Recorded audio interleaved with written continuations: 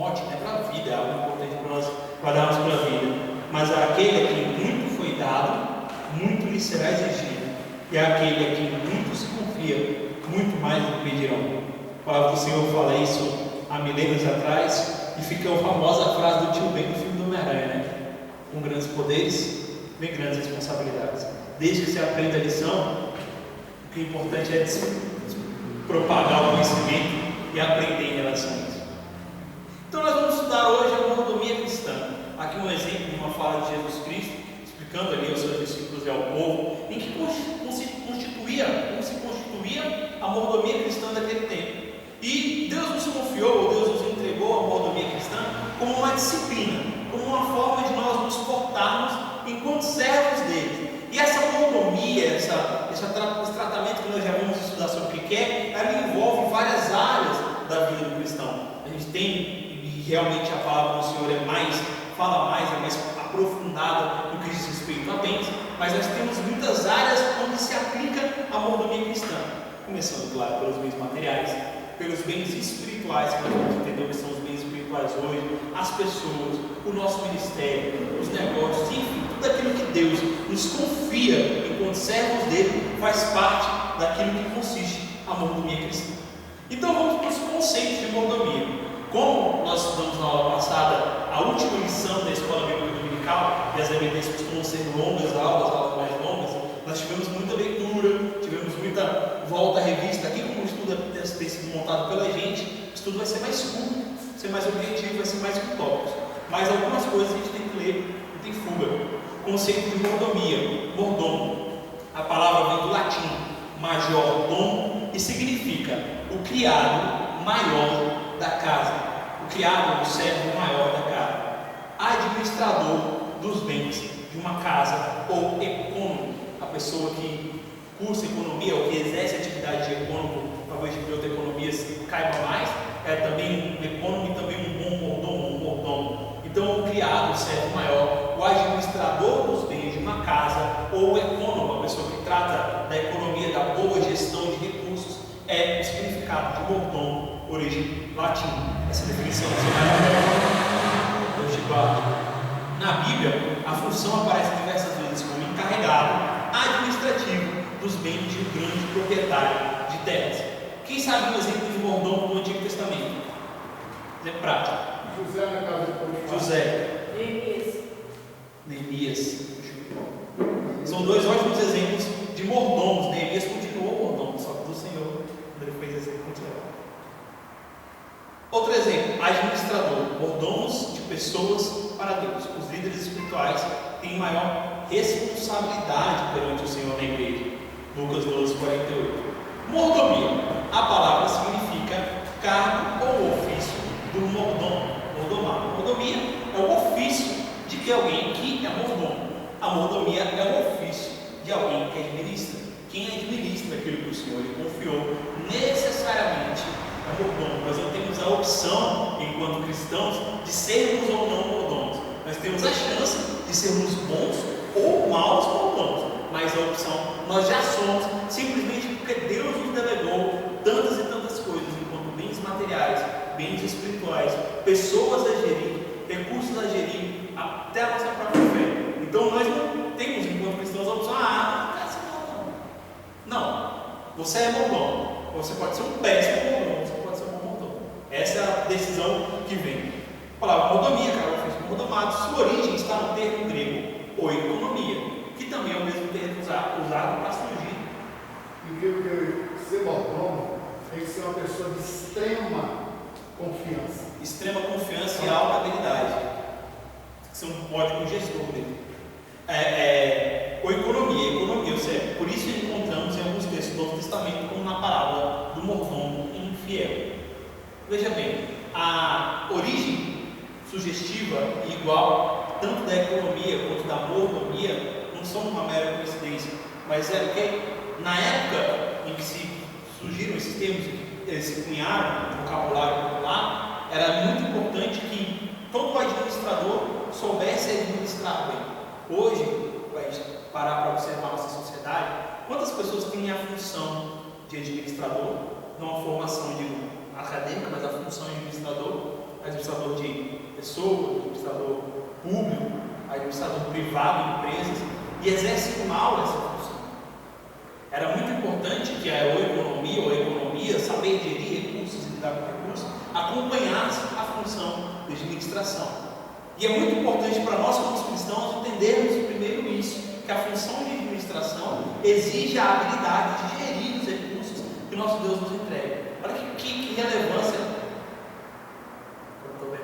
Olha que relevância tem a nossa posição, a nossa postura enquanto servos do Senhor, e até mesmo, humanamente falando, quando somos incumbidos de gerir alguma coisa. Toda vez que nós administramos recursos humanos, recursos financeiros, materiais, nós devemos saber gerir aquilo. Se você não sabe, você está sendo mal, irmão, você está servindo mal, e em todos os anos você vai ser cobrado por alguma forma. Na Bíblia, mordomia diz respeito a todo o serviço que o crente realiza em posse ou administrando o que é de Deus. Conceito mais simples, não tem. Respeito a todo o serviço que o crente realiza em posse ou administrando o que é de Deus. Mordomia. O que é de Deus inclui tudo aquilo que a gente tem, né? A gente recebe. Porque a gente geralmente tem muita gente que pensa assim, esse recurso é meu, faço dele o que quero. Eu não posso pegar aquilo que Deus me deu, que na verdade é de Deus, e gastar de qualquer jeito. Né? Por isso que a Bíblia diz, por que gastais aquilo, teu dinheiro naquilo que não é pão? Né? Naquilo que na verdade não tem a devida importância. Então muita gente se torna um crente infiel porque ele começa a gastar os recursos que ele tem à toa, sem função nenhuma. Né? E às vezes a gente precisa entender que Deus nos dá para que nós também possamos ter e até ajudar outras pessoas. Né? Devemos fazer bom uso dos recursos que Deus nos confia como mordomo. Exatamente. Nós já vamos chegar nesse ponto. Nós vamos chegar nesse ponto. Até nisso tem que ter o temor do Senhor. A gente precisa entender só os fundamentos da mordomia cristã antes da gente começar a discutir um pouco esses conceitos práticos.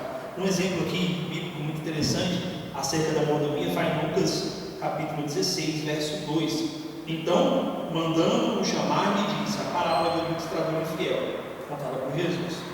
Que é isto que ouço a teu respeito? Presta contas da tua administração, porque já não podes mais continuar nela, disse o administrador consigo mesmo. Que farei, pois? O meu senhor me tira a administração? Trabalhar na terra não posso, também de mendigar tenho vergonha. Eu sei o que farei, para que, quando for demitido da administração, recebam em suas casas. E você tem a curiosidade de pesquisar, vai lá na Maria Lucas 16 todo, aproveita ler o 15 e 17, você lê assim, você nunca lê destinos isolados, mas é uma palavra que trata sempre do administrador infiel e do seu senhor que vem interpelar ele e falar, eu te confiei, você está fazendo mal, presta, dá uma curiosidade na minha área de atuação. Existe uma ação judicial que é exclusivamente uma ação de prestação de contas, e ela é devida a qualquer pessoa, ela é possível contra qualquer pessoa que tem o dever de administrar algo que não é exclusivamente dela.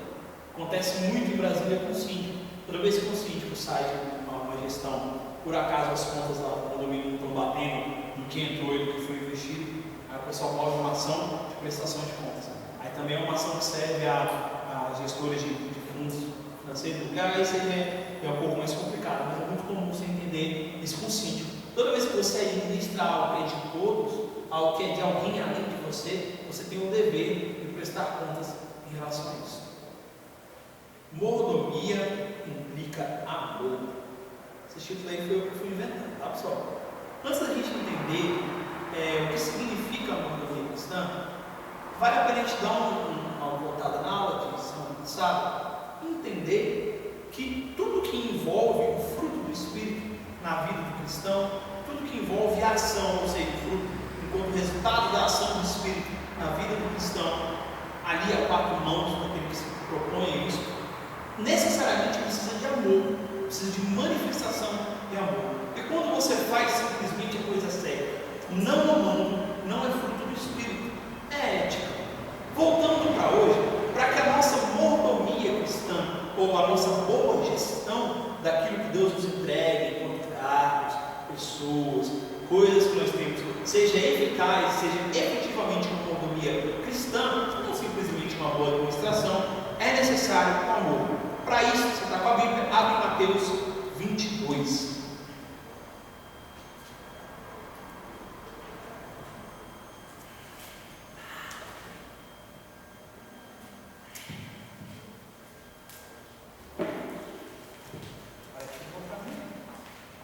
Mateus 22, versos 36 e 37 só. A palavra do Senhor diz assim: Mestre, qual é o grande mandamento na lei? Respondeu-lhe Jesus: Amarás o Senhor teu Deus de todo o teu coração, de toda a tua alma e de todo o teu entendimento. Aí vou emendar o 38. Este é o grande e primeiro mandamento. Eu acho que toda vez que a gente lê o 37, seria muito importante que a gente lesse também o 38 para entender que o grande, olha como é forte essa expressão, o grande e primeiro mandamento: amarás o teu Deus. E quando você segue aí, o segundo mandamento: amarás ao teu próximo. Correto? Quando nós entendemos que o fundamento não é necessariamente colocar nos pedestais das nossas ações Deus e o próximo, mas o exercício do amor de Deus. Interessante, Luiz, aqui, quando fala que você falou que é o amor o mais importante, o Paulo fala isso lá em 1 Coríntios 13, versículo 2, ele diz que pode fazer todas as coisas. Na última frase, se não tiver amor, nada seria, entendeu? Como você disse, às vezes é ético fazer as coisas direito, fazer certo, né? Mas não é por amor, e as coisas têm que ser feitas por amor. Para Deus, só funciona se for por amor. Eu não trabalho para Deus por obrigação. Alguém às vezes quer ser pastor por obrigação, quer desenvolver o diaconado por obrigação. Não. Os dons e as vocações que Deus dá é para ser exercido em amor. Por isso que o amor é o vínculo da perfeição. O amor ele traz. Tudo que eu faço por amor, mesmo que eu não seja tão excelente no que eu faço, mas é excelente para Deus, porque eu amo. Importante, pastor, a gente entender também que o amor, ele implica a busca pela excelência. Se você faz algo porque você ama fazer aquilo, você busca excelência. Você pode não ser excelente, você nunca pode esperar, na vida isso é uma coisa de vida mesmo, nunca espere ser excelente ou estar absolutamente capaz para começar algo, porque você provavelmente nunca vai ser perfeito o bastante para a sua ansiedade, para os seus padrões. E aí, se você fica se medindo pela regra do mundo, tentando ser perfeito bastante sim, para começar algo que é importante para a sua vida, para começar algo que é bom para alguém, você não vai ser bom bastante nunca. Mas o amor implica a busca pela excelência. A excelência não como um lugar onde você possa chegar, mas o horizonte na direção do qual você caminha. Ninguém nunca alcança o horizonte. Se você olha assim, tem uma música aí secular que fala que além do horizonte, você nunca foi lá comigo. É impossível alcançar o horizonte, porque o horizonte ele sempre está lá. Você caminha até ele como um alvo. Existe uma frase, Pedro Nava, se não me engano, o autor, que fala assim: o horizonte para mim é como uma utopia. Eu caminho até ele 10 passos, ele se distancia de mim 10 passos. Então eu caminho normalmente até ele mais 20 passos, ele se distancia de mim outros 20 passos. A pessoa começa a perguntar assim: então para que serve o horizonte? Ele fala: para que eu não pare de caminhar. A excelência para nós deve ser um horizonte que a gente busca todos os dias, porque a gente ama ser um mordomo de Cristo. Se você ama administrar as coisas que Deus lhe entregou, você busca excelência nessa administração como um horizonte. Se a gente tentar ser excelente para começar, a gente nunca vai ser. A gente tem que buscar essa importância, essa relevância.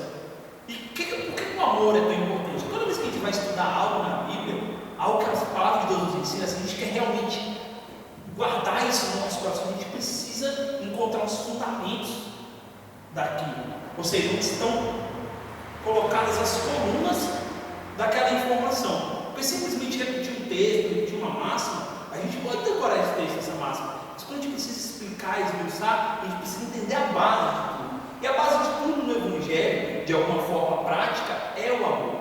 Então, se nós não amamos a Deus sobre todas as coisas, se não amamos ao próximo, é difícil exercer a mordomia. Podemos ser ótimos administradores com técnicas de administração, ou porque sabemos realmente gerir todos os recursos, mas se nós não amamos o nosso objeto de mordomia, porque os objetos de mordomia não são Deus, são coisas que Deus nos entregou, se nós não amamos aquilo que fazemos, aquilo que Ele nos entrega, nós não somos bons mordomos. Você vai entender, já citei aqui uma lista meio por alto, você vai entender a amplitude da mordomia quando depois a gente estudar isso por menores, né? Então, por um texto que eu vou citar para a gente não ficar dando muito acerca de fazer a coisa certa, exercendo por meio do amor, sendo um bom mordomo, está em Tiago. Tiago faz um contraponto com a fé muito bom, Tiago 2, 14 a 17, quem quiser mandar para ler depois. A mordomia cristã valoriza a interioridade do crente, ou seja, a parte interna do crente. Logo, absolutamente tudo no interior do cristão, coração, alma e pensamento, deve estar voltado a administrar a vida com vistas a agradar a Deus, fazendo a sua vontade. Então, a mordomia cristã, como tudo que Deus fala, como a boa e velha resposta de Deus a Samuel, que se encaixa em quase tudo de Samuel, você olha com os olhos do homem, você analisa com o parâmetro do homem, e eu peço o coração. Deus respondendo a Samuel, no momento em que ele foi ungir um dos filhos de Jessé, ele não sabia quem era ainda, porque ia ser Davi. Então, quando Deus olha para nós, Ele olha o exercício da nossa mordomia de dentro para fora.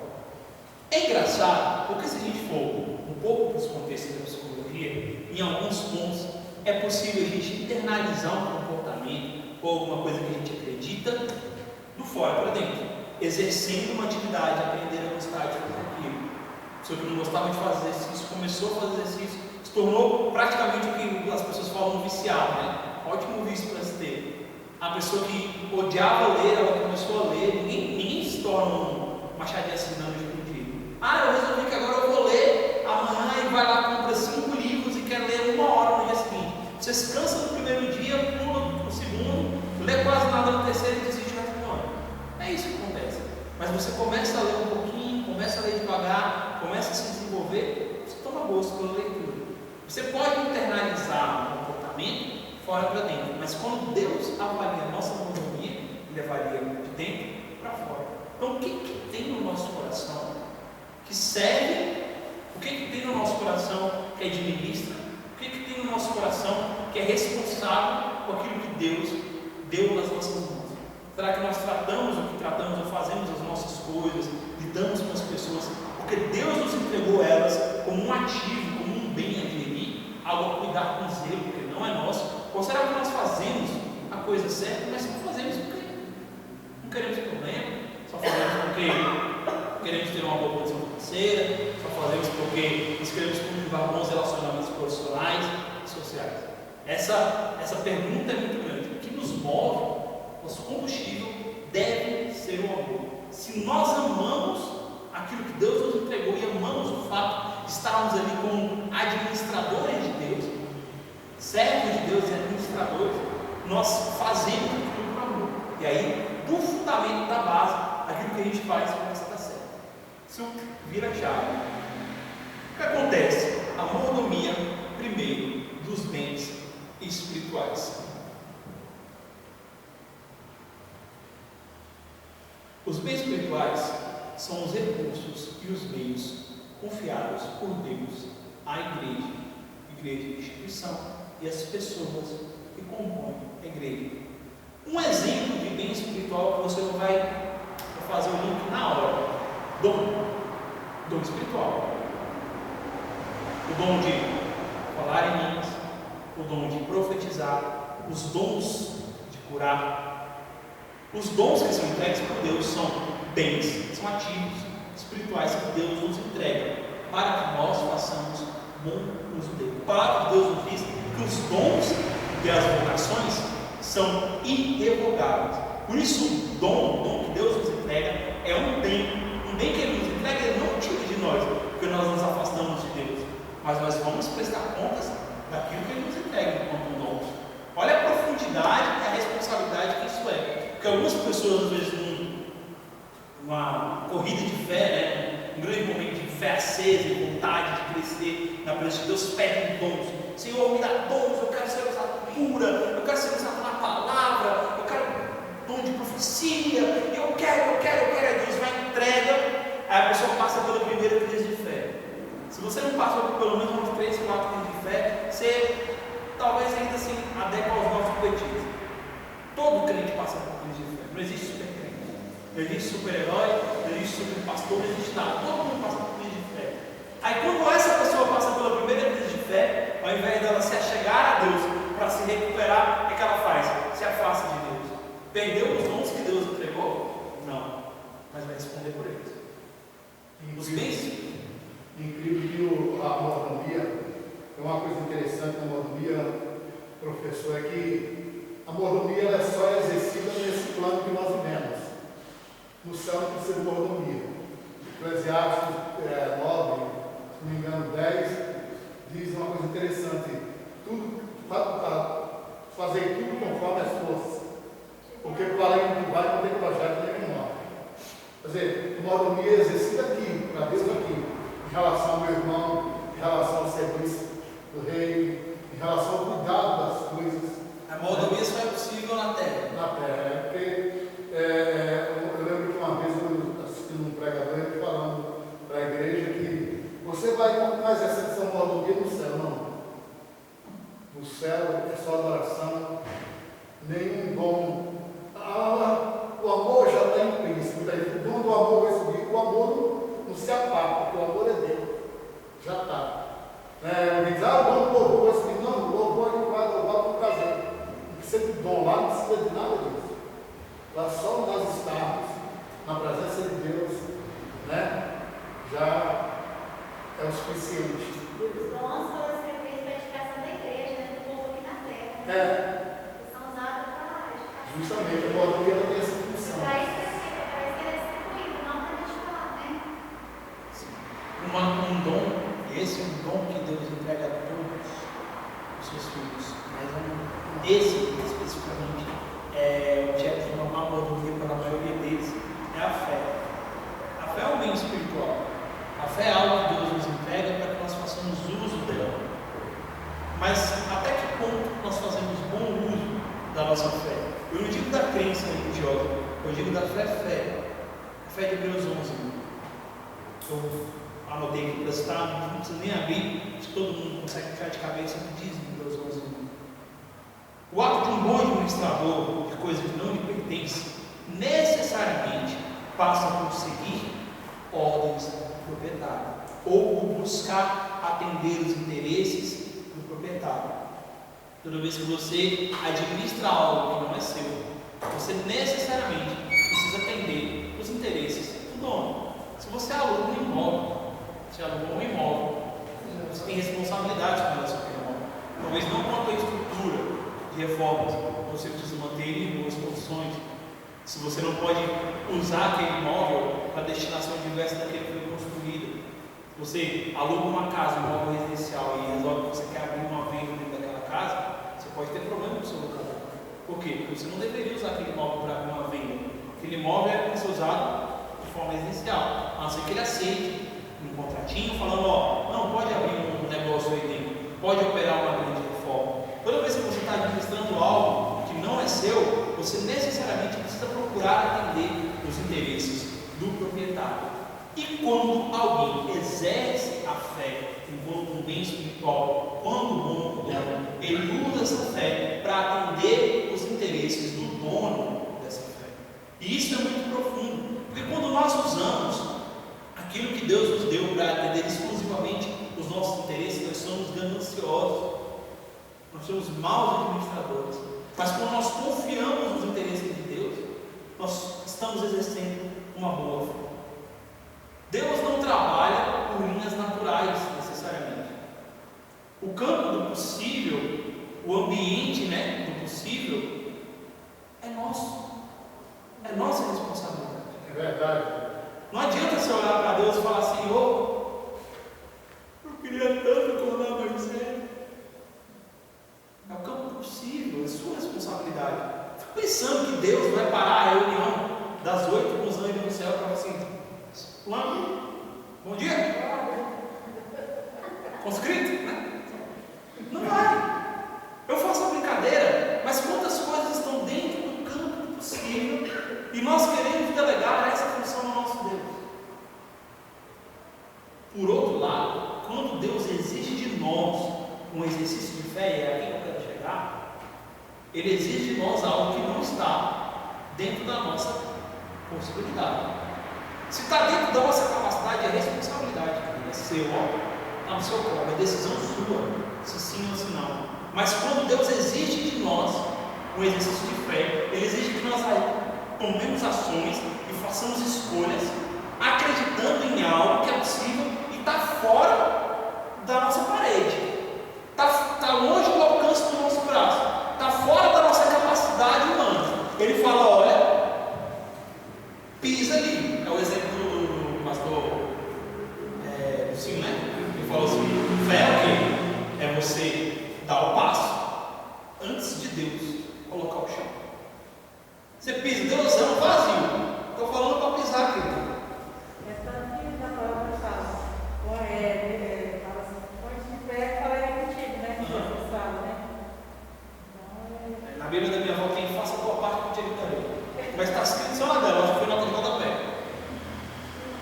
Cadê? E as pessoas pedem assim: Senhor, me coloque de pé, me coloque de pé, né? Me ajuda a levantar. E Jesus fala: põe de pé, fala aí contigo. Incrível que a gente vê isso aí na vida de Abraão. Ele diz: sai da tua terra, vai para uma terra que eu vou te mostrar ainda. Então, Sim. Creu sem saber da terra que ele foi. E olha que gostoso entender o contexto de Abraão. Abraão, ele ouviu uma voz de quem? Ele não sabia quem era. A cultura dele não adorava o Deus de Israel. Ele não sabia, só a voz. Abraão, sai da tua terra, vai para a terra que eu te mostrarei. Quem é? Vai, querido, vai lá. Abraão falou: beleza, menino, bota todo mundo aqui embaixo do braço, servo criado, muita família, vamos. Isso é fé. Isso é fé. Por isso o pai da fé, o contexto dele, porque nós somos servos do Senhor há 10, 15 anos de vida. Se escutarmos, sentimos aquela presença sobrenatural, escutarmos a presença, o Espírito Santo que habita em nós vai testificar a presença de Deus. Você fala: nossa, Deus falou comigo. E ainda assim você não passou perto da fé que Abraão teve, porque ele nem sabia que falava com ele. E ainda assim ele acreditou. O exercício da fé, enquanto cristãos, é acreditar necessariamente no impossível, é aprender a viver no impossível. Isso é muito forte, porque tem gente que quer viver dependente do milagre. Não, no possível, ok, é seu dever, seu trabalho, sua responsabilidade, mas aprender a depender do impossível, em caso do que Deus exige de nós, é ser um bom da fé que Deus nos entregou. A fé ela tem que servir para nós como um valor, e todo valor ele é um fundamento, todo valor ele é um guia. Então, se você tem a fé enquanto valor, ela guia as suas ações e decisões. E também uma virtude. Toda virtude tem origem prática. Se nós temos a fé como nosso guia, que ela embasa a nossa vida e nossas decisões, e se nós temos ela como uma virtude, nós praticamos a fé, aí sim, aí é o momento em que a fé é exercida na nossa vida. Porque tem muita gente que tem a fé como um valor. Então toda vez que você vai assim, você vê a dificuldade, você fala: eu creio que Deus é poderoso para isso é fé, isso não é uma fé, isso não é uma fé falsa, é uma fé real. Mas é uma fé com um valor, uma base ali, importante, mas não está completa. Aí na hora que Deus exige de você uma ação efetiva de fé, na hora que você tem que comprometer-se com Deus, na hora que você também tem que assinar o contrato, aí você olha assim e fala. E a fé enquanto virtude exige assim. Na hora que você tá, e pisa. Aí Deus vem para o chão. Né? E aí, às vezes, em Romanos 4, 8, quando fala de Abraão, aí fala que tudo mostrava, circunstância mostrava simplesmente impossível. Aí a Bíblia fala que Abraão, mesmo crendo contra a esperança, ele permaneceu o coração dele firmado em Deus. Tudo mostrava. Se fosse começar algo que falou: você é loucura da sua cabeça, você não tem mais condições, sabe também? Então, as circunstâncias, essa fé, né, é para te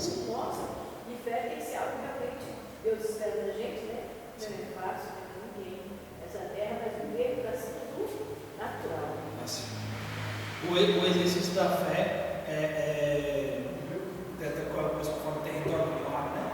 Tem muita expressão, o pessoal gosta muito dessa área,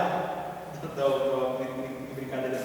O pessoal gosta muito dessa área, do exercício da fé, de viver no território militar. Você não precisa viver ali. Eu acredito que deve ser muito dura e muito sofrida a vida de uma pessoa que quer viver 100% no território do milagre, nunca tem certeza de nada, nunca tem poder de nada no mundo possível. Há cristãos que usem o exercício da fé como muleta para não se mexer, porque querem que Deus faça milagres onde não é lugar de Deus fazer milagre, ou onde simplesmente não é a vontade de Deus fazer o milagre. Pessoas que insistem e persistem numa oração de uma resposta que ela já recebeu de Deus, falam assim: eu não estou aqui. Eu preciso ficar, porque Deus vai fazer um milagre. Assim, mas não é isso que eu preparei para você. Mas eu quero que Deus faça um milagre. Você tem mozinho, querido, não é fé.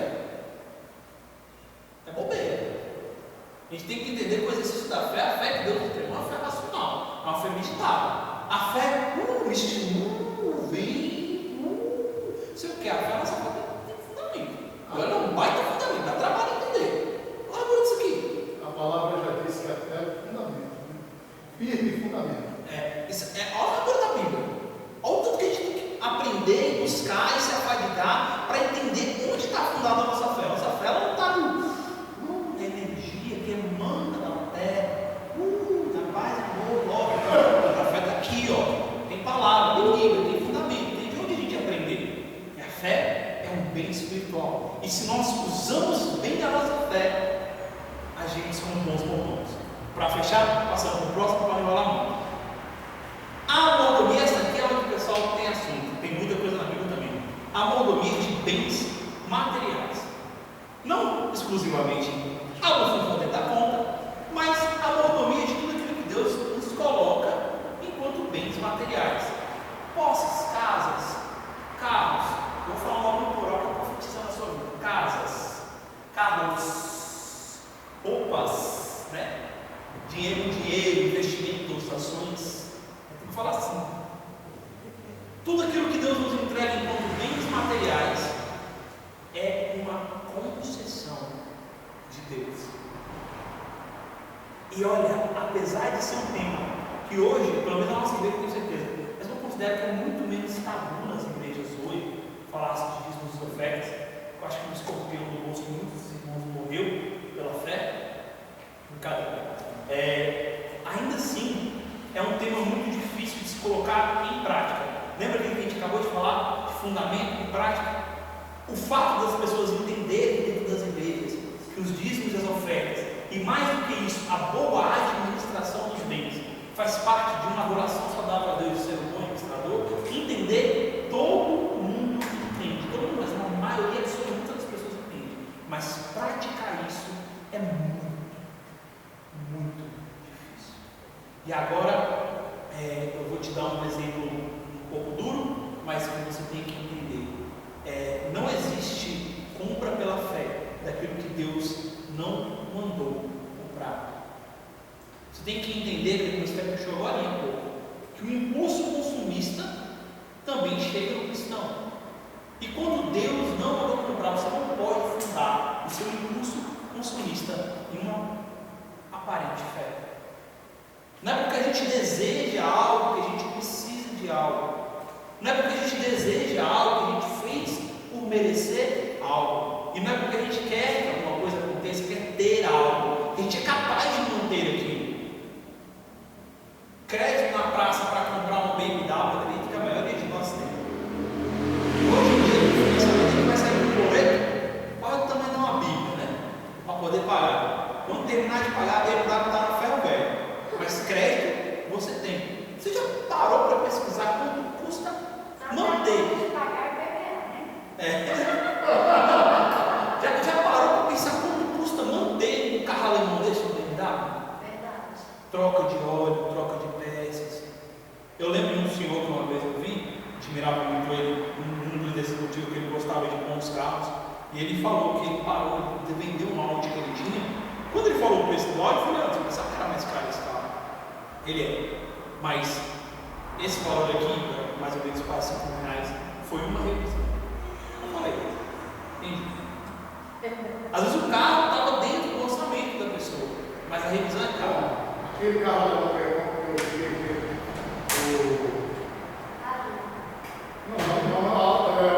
o perua. Ele é alemão. Volvo é não, comprar, hein? Acho que é suíço, né? Não, para comprar, eu chamei o cara no canto, não, para ele, vem cá, quanto é que fica uma conversão lá do meu Skype? Falou, moço, é muito alto. Eu fico com você. Não, às vezes é um exemplo Eu acho que engraçado. facilmente, poucas pessoas entendem o carro, assim. Tipo na época da que a gente tinha a captiva se estragasse só o plano dela. Se tivesse que colocar um novo, seria R$10.000. Só o plano. Então, cara. Ou seja, vai comprar e vai passar o plano. E olha, eu não digo nem. A nossa meditação cristã, enquanto bons mordomos daquilo que Deus nos dá, não está no preço, está na capacidade. Luiz, incrível também que aquele texto que as pessoas, a gente cita muito, buscar em primeiro lugar o reino de Deus e dar mais coisas acrescentadas, né? Então, quando se você olhar o contexto daquele livro, você está falando as demais coisas aquilo que te é necessário para você viver. Não é? As pessoas pensam que é tudo que eu quero. Eu dizer, não. Você tem que pegar meu reino, minha justiça e as demais coisas. Quer dizer, aquilo que você precisa para viver, eu vou te acrescentar. A palavra do salmista: já fui moço, agora sou velho, porém nunca vi o justo desamparado, nem a sua descendência a mendigar o pão. E aí tem gente que quer colocar na conta do desamparado e mendigar o pão, não ter o rocambole. Quer colocar no desamparado a dívida que ele assumiu. Deus está falando assim: querido, você ganha 1.000, faz uma dívida que vai te custar 2.000 que você não tem bola na agulha. Vou fazer pela fé. Canetar. Deus me esqueceu lá na frente. Aí fica, Deus me desamparou. Não parei, eu estava avisando, querido, eu estou vendo a situação. Deus, o Senhor está vendo, eu estou vendo, mas eu avisei para não ir. Deus não nos desampara, Deus não nos deixa mendigando o pão. Mas a gente não pode ficar querendo ampliar demais para você também. A gente fala assim, eu vou orar, eu quero comprar isso aqui, eu vou orar, Deus. Aí a vozinha diz assim, você merece, menina, você trabalha. Aí eu olho, Deus está trabalhando doce. Vamos lá, é até terapêutico. Essa vozinha é de Deus, não. Lembra isso? Eles não falam de Jesus Cristo, que ele chega diante de Jesus e começa a ser usado por Satanás. E manda, Satanás Vai de reto. na boca do Pedro. Não, ó, terapêutico, se dá um presente, é esse aqui, ó. Hoje eu fui na papelaria. E aí o vendedor ele me viu com a caneta no bolso, outro primeiro. Aí ele, ó, tal, as canetas aqui e tal, eu precisava comprar um cabo de impressora. Desse eu precisava, esse aqui. Aí eu olhei e falei, quanto que é? Tanto. Falei, eu compro. Amigo, é terapêutico, é bom, não é exibicionismo, não é pecado. Agora vamos dizer que eu tivesse exato R$100 para pagar uma conta do minha carteira. Ele virasse para mim e falasse que essa caneta é R$100. Aí eu ia olhar assim e falar, eu acho que eu mereço, pago. Aí que é o lugar. A boa mordomia, quando diz respeito a isso aqui, ela não está no preço. O irmão é milionário. Aí o irmão passa e compra uma BMW dessa que a gente acabou de falar. Ele tem cash para poder bancar a BMW toda, colocar 5. Ele comprou só uma. Ele não deixou de ser um bom mordomo. E aí, às vezes, o irmão, que é menos capaz financeiramente falando, vai no recalque e fala, eu não vou comprar um negócio desse, eu tenho que ser bom mordomo. Quem é você para medir a mordomia ali?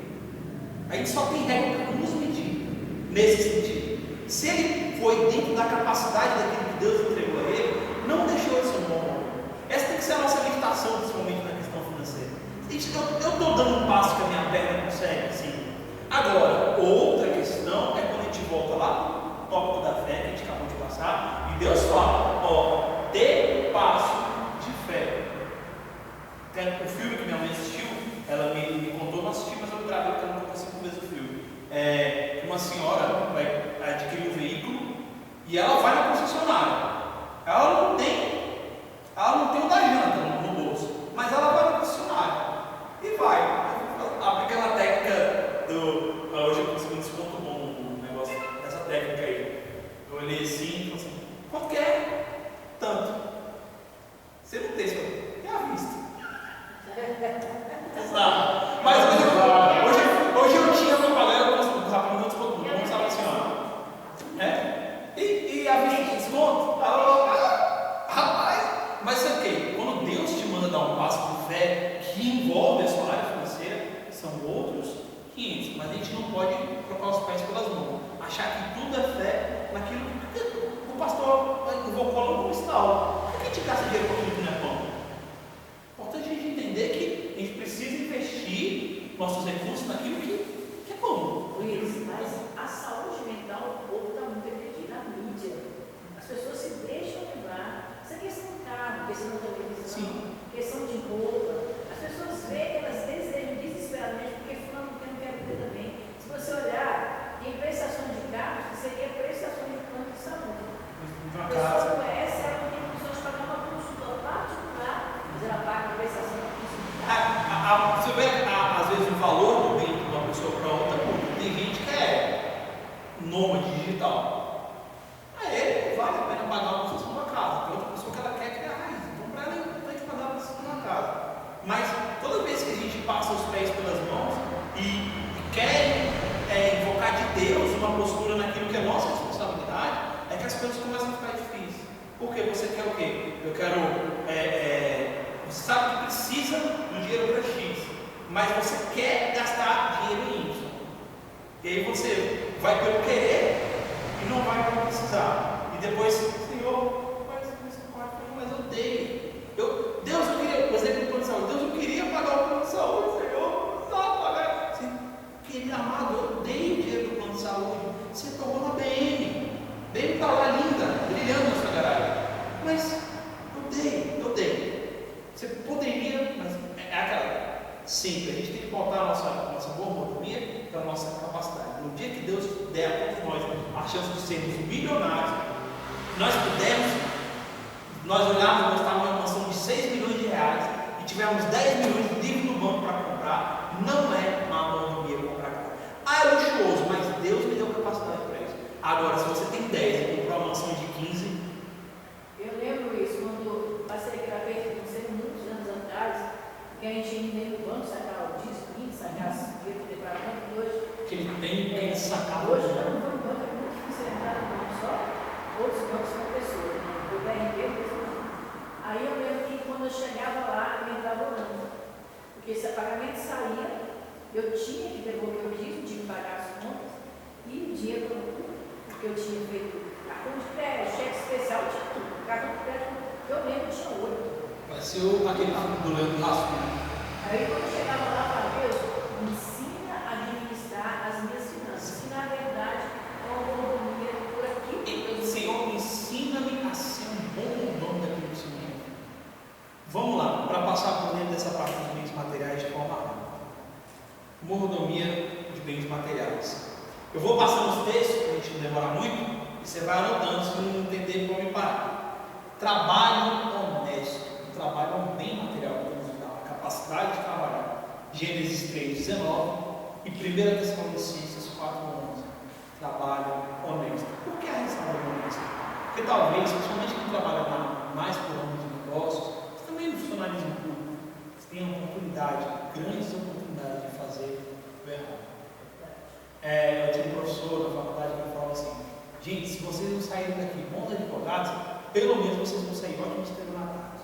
Porque você aprende, querendo ou não, você entende o caminho para fazer errado. E se a pessoa quiser fazer errado, ela vai fazer errado. E a oportunidade de fazer errado, ela brota no chão. E o diabo, ele nunca vai dar um prato de lentilha para quem está com um bucho cheio de costela. Falei costela, eu tenho vontade. Chega a boca d'água, comer costela. Costela é uma delícia. Mandioca cozida, derretendo.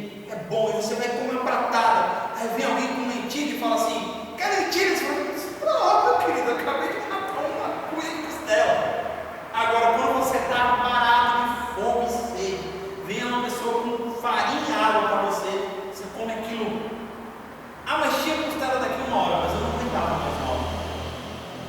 diabo ele nunca vai oferecer para você uma oportunidade de fazer o errado enquanto financeiramente falando, se você está abastado, entendeu? Esaú chega a dizer que estava morrendo de fome. Esaú estava morrendo, eu estou morrendo de fome. Quer lentilha? Quer? Me dá sua prometida, quer morrer de tudo. É muito importante a gente entender. É verdade. É muito importante a gente entender que senhor? Não.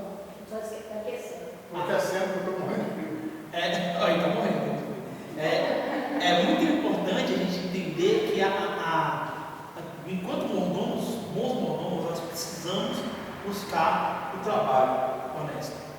É muito ruim, para mim, particularmente, eu digo na minha experiência, é muito ruim quando você chega e a pessoa faz isso. Aí olha para ele e fala assim: é tentador, mas eu não posso. Por quê?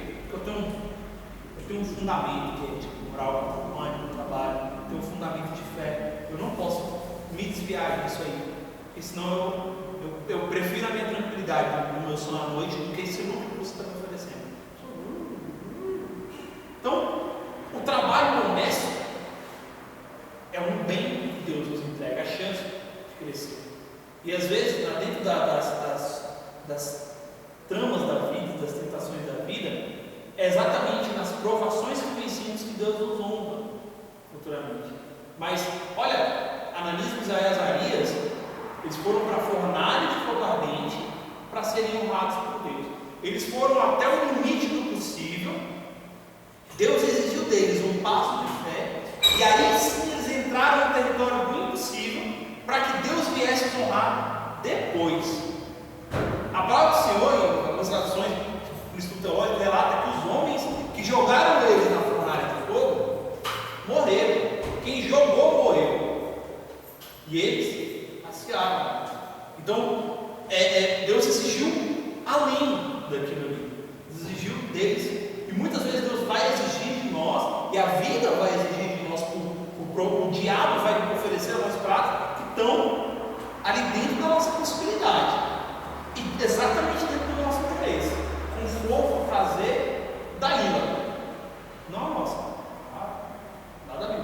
Dalila para Sansão, prazer, conforto, mulher bonita, bom tratamento, tudo mais, tudo que Sansão queria, que qualquer homem quer na terra, ser bem tratado, com carinho, mas fora daquilo que Deus orientou. Quando ele aceitou, Sansão não quebrou o voto de Nazireu do Senhor Nazireísmo quando cortou o cabelo, ele consumou aquele momento, ele quebrou o voto a partir do momento que ele se cortou o cabelo. Casal com esse nome que agora você vai lembrar. E a intenção deles era boa, era ajudar a igreja do Senhor. De certa forma, eles se apareceu um pouco, o que estava ajudando, estava no reino de Deus. E na hora que eles falam que foi vendido por um valor. Na minha safira. E era outro. A Bíblia fala que ele tinha o Espírito Santo de Deus. Olha que seriedade, esse tipo é o Espírito Santo de Deus. E Deus construiu um sistema econômico infalível. É o sistema econômico dos dízimos e das ofertas. Ele, pelo que nós entendemos como cristãos, a palavra do Senhor, ele nos entrega tudo que temos em valores financeiros. Ele fala: olha, se você congrega, devolva na congregação 10% do que eu te entreguei, para que ela se mantenha. Deus, por si, não precisa de nenhum valor financeiro. O dinheiro é uma invenção humana. A gente tem que entender isso. Os bens materiais não, mas o dinheiro é uma invenção humana que a gente inventou para trocar por coisas. E aí a gente consegue dar valor às coisas em dinheiro, para a gente poder tornar tudo mais inteligível. Você põe na Bíblia dessa, você sempre tanto. Beleza, eu vou desse tanto. O microfone tanto. Então você consegue, esse é mete seu bolso, né? Quanto que é? Tanto, eu sei. Consigo. Bom, não dá. Então, dinheiro é uma invenção humana. E a igreja precisa. Deus, não. Você vê às vezes a pessoa, quando ela vem questionar o evangelho, você vê que toda generalização ela é. Desculpa a expressão, mas toda vez que você generaliza, saiu. Você está cometendo um ato burro. Por isso que olhar de forma geral tudo, porque nada é tudo tão padronizado. Sim, mas eu vejo todas essas igrejas pedindo dinheiro, Deus precisa de dinheiro? Não. Deus instituiu esse sistema para que as casas de operação funcionassem. Porque ele sabia que no mundo, na terra, se precisa de dinheiro para acontecer as coisas. A entrega dos dízimos, a entrega o dízimo quando foi criado, por si, em materiais, em animais, em outras coisas. Malaquias 3:10. Próximo tópico, ofertas. 2 Coríntios 9, do 6 ao 8. Aquele que muito dá, liberalidade. Contribuir com liberalidade. Nós queremos que Deus. Olha, pare para pensar isso. Se você quiser, anote isso.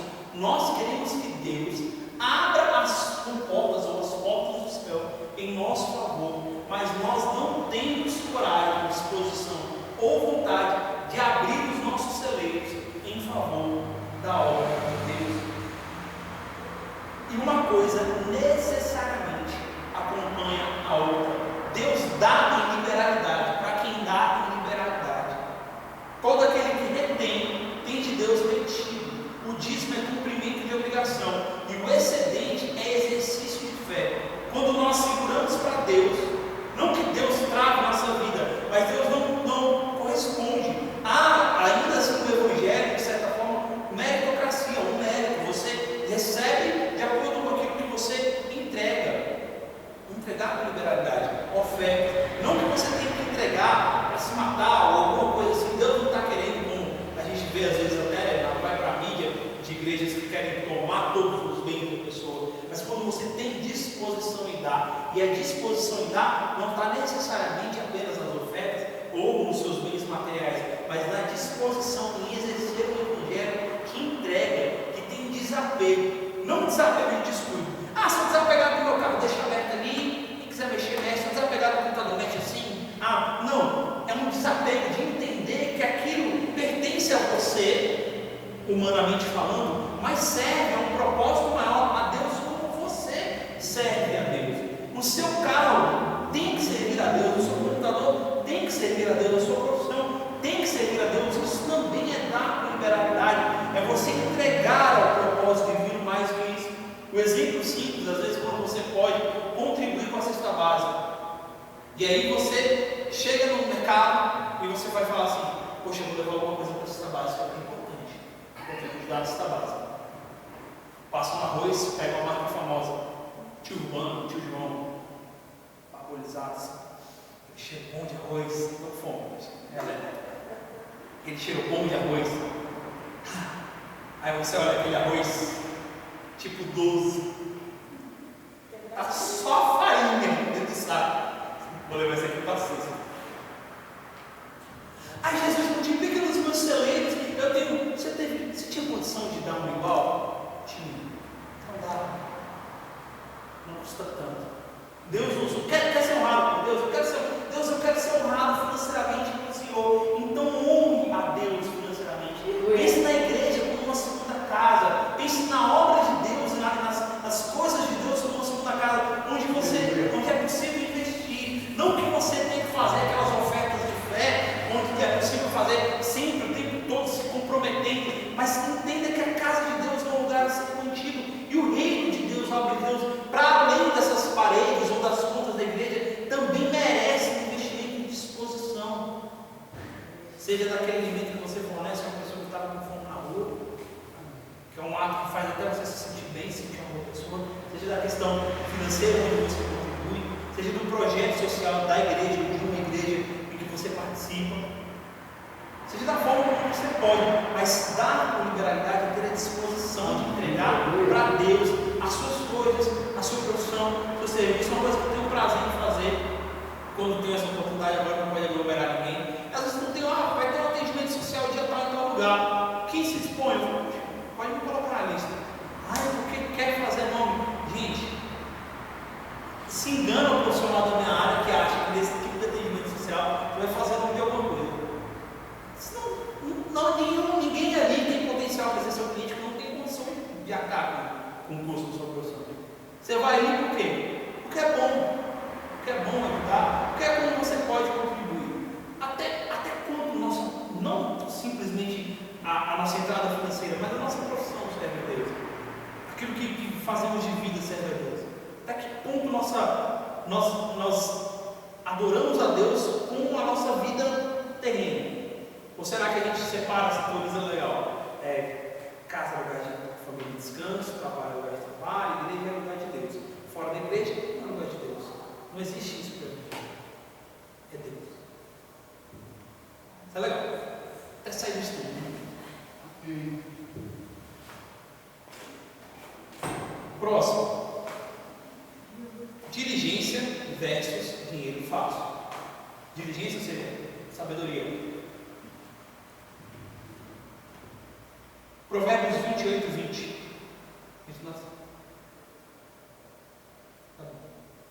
Diligência versus dinheiro fácil. A gente tem que ter a sabedoria de tratar o nosso dinheiro, entender que Deus nos deu o trabalho, o esforço, o trabalho, a busca pela nossa, que é como nossa fonte financeira. Toda vez que nós temos a oportunidade de dinheiro fácil, ou que nós vivemos por buscar dinheiro fácil, onde nós encontramos. Esse texto vale a leitura, que já está fechando. E essa sabedoria também encontramos em Deus, né? O senhor fala que quer sabedoria, peça a Deus que todos dá. Eu vou fechar nesses temas aqui, e na semana que vem a gente vai tratar da mordomia dos ativos sociais, ou da mordomia com as pessoas. Então, é bem legal. E como é que a gente mordoa com as pessoas aqui? É com aquela pé, Provérbios. Nossa, é complicado. Provérbios 28, verso 20, que a gente fechando. A Bíblia diz assim: o homem fiel será acumulado de bênçãos. Não são financeiras, né? O homem fiel será acumulado de bênçãos. Mas o que se apressa em enriquecer não passará sem castigo. A dica dura para você: não vive em busca do Eldorado. Sabe o que era o Eldorado? Era uma lenda que se contava lá na Europa antigamente. O pessoal saía com essas marinhas mercantes aí, buscando, desbravando. Quando se descobriu a América Latina, o Brasil, nessa busca, que eles tinham um lugar, assim, lá no lado do Rio dos Mais, que era Eldorado, o chão era de ouro, os prédios eram de ouro. E para eles, dar o ouro tinha um valor de beleza, mas não tinha valor financeiro. Na Europa, ouro, como ainda é hoje, esse metal poderoso. Então eles viviam em busca do Eldorado. E muita gente morreu, muito navio afundou, muito navio se perdeu, muita gente morreu doente dentro de barco, escorbuto, a doença que dá porque não tem vitamina C para comer, muita gente morreu com doença de rato dentro do barco. Quantas pessoas perderam suas vidas buscando o Eldorado? Vem para o Brasil, quantas pessoas não acabaram com suas vidas buscando o quê? Dinheiro nas minas, sendo mineradores. Não que não seja uma função justa, mas porque a pessoa deu tudo e acabou com tudo na esperança de encontrar um diamante, na esperança de encontrar um veio de ouro que pudesse resolver a vida dele e tornar ele milionário assim. Quantas pessoas perderam suas vidas em jogos de azar? Jogam tudo. Nunca construíram nada para gastar em jogos de azar, porque elas querem o Eldorado. Vai abrir um negócio, sempre abre um negócio, não é procuração de Deus, de orientação. Eu abrir um negócio que seja estável, que seja algo que vai gerar um resultado financeiro para minha família, vai gerar uma renda recorrente. Não, vou fazer tal coisa que está dando dinheiro. Gente, quem dá dinheiro é vó. Só vó dá dinheiro. Negócios, tem que trabalhar para conquistar. Você tem que se esforçar para obter esse resultado financeiro. A gente vive assim, quer dinheiro. Não, calma, não se apresse a enriquecer. Busca construir com sabedoria, busca construir com diligência. E quando a gente trabalha com diligência, Deus nos cumula de bênção. Deus também ser bom mordomo dos ativos de energia, de vida, até mesmo das profissões que Deus entrega a cada um de nós. Outros pontos que eu botei de desvio financeiro só para fechar seria uma ganância. Está em 1 Timóteo 6,10 e a avareza, que está em Lucas 12, verso 15. Amém? E só para anotar, quem precisar, depois a gente manda qualquer dia para vocês. Semana que vem, mordomia dos ativos sociais. A oportunidade para a semana que vem.